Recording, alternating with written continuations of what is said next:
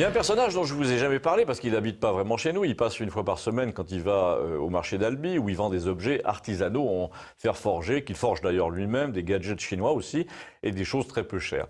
Alors celui-là est la quintessence d'une tendance qu'on observe de manière assez diffuse dans nos parages villageois, c'est le survivalisme, la tendance à rechercher l'autarcie dans tous les domaines. Je suis allé chez lui une fois, il s'appelle Isli, il précise tout de suite « je suis berbère », histoire de se démarquer des autres. Il a une fille de 12 ans qui ne vit pas avec lui, et il lit tous les livres qui vous apprennent, vous savez, à résister à l'effondrement économique qui nous guette et dont il regarde des prophètes sur YouTube. D'abord, il habite près d'une rivière, son potager est impressionnant, il a creusé tout un système d'irrigation, ensuite il a placé des panneaux solaires un peu partout. Enfin, il m'a expliqué qu'il ne cultive que des choses utiles, des plantes qui donnent des protéines comme le soja, le lupin blanc, les lentilles, les pois chiches. Il a ménagé une sorte de four à pain assez bizarre sous sa maison principale qui chauffe la pièce à vivre, à la manière des paysans chinois. Parce que oui, j'ai oublié de vous dire qu'il a vécu en Chine pendant 5 ans et qu'il parle le mandarin couramment. Ce qui lui permet d'obtenir les meilleures conditions quand il veut récupérer de la marchandise pour son petit négoce, là, généralement à Valence, en Espagne. Nous avons donc parlé de la fragilité des banques et il m'a dit carrément, moi je n'en dépends que pour avoir l'air transparent aux yeux du fisc, mais quand tu travailles avec les Chinois, tout est parallèle. Je lui demande ce que ça veut dire et il me répond, ça veut dire que si le Crédit Agricole décrète qu'on peut pas retirer plus de 100 € par semaine, moi j'obtiens 5 000 en 24 heures sans problème, parce qu'il existe des circuits parallèles. Je donne du cash à un type qui me crédite. Quand je vends sur les marchés, ça me sert à acheter des lots à la sortie des containers avec ce crédit, je revends les lots, le cash repart sur mon crédit et ainsi de suite.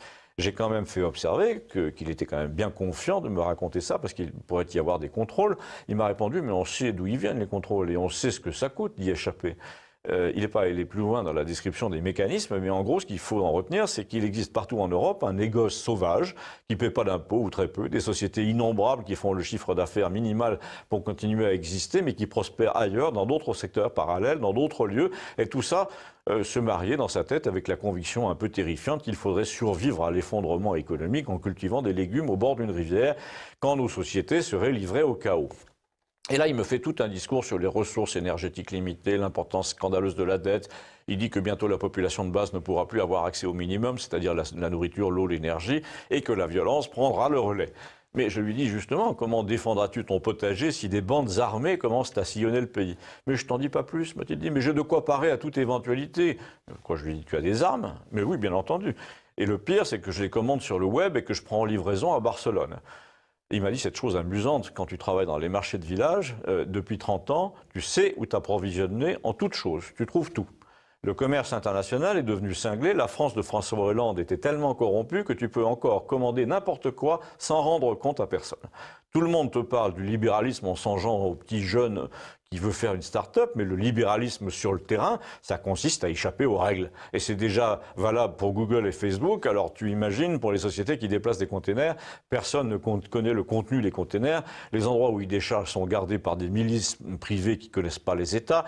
Dans le tableau, j'allais oublier le fait qu'il ne cultivait, lui, que des choses bio, il était obsédé par les pesticides, les agents chimiques, ce qui fait que non seulement il pensait devoir résister au chaos, mais il voulait se garder de la peste. Alors je pourrais conclure en disant voilà un bien singulier caractère et vous faire partager une vague perplexité à son sujet, mais il se trouve qu'il y a une conclusion. C'est qu'un jour je demande au patron du bar ce que devient ce type que j'avais pas vu depuis 3 mois. Il me dit bon il est mort d'un cancer foudroyant. D'où je vous invite à déduire que le survivalisme ne se conçoit que dans certaines limites qu'il convient de garder présentes à l'esprit. Pour vous convaincre que l'autarcie et les légumes bio c'est bien mais que rien ne vaudra jamais la philosophie, abonnez-vous, merci.